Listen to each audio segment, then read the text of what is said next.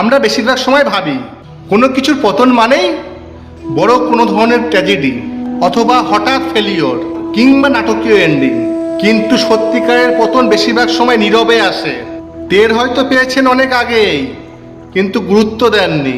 যখন প্রতিদিন একটু একটু করে নিজের লক্ষ্য থেকে পিছিয়ে গেলেন, তখন যখন কমফোর্ট জোন থেকে একটুও বেরোতে চাইলেন না, কাজ করার বদলে শুধু প্ল্যান করেই জীবন কাটিয়ে দিলেন, যখন সকল ফোকাস গেল মোবাইলের স্ক্রিনে অথচ সবাইকে বোঝাতে ব্যস্ত থাকেন, নিজে বুঝলেন না, নিজের গোছানোর জন্য সময় দেননি, একটু একটু করে দিনের পর অবহেলায় শরীরেরও ক্ষতি করে ফেলেছেন। টের পাননি তো?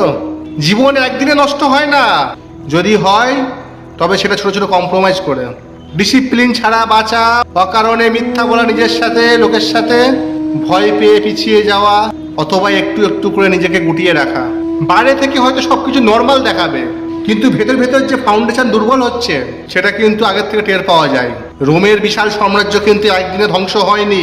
বাইরে দেখা তো শক্তিশালী স্থাপনা, বিশাল সৈন্যবাহিনী, ক্ষমতার বিশাল দাপট, কিন্তু ভেতরে শুরু হয়ে গেছিল ক্ষয়। ভেতরটা নড়বড়ে হয়ে গেলেই ধ্বংসের শুরু।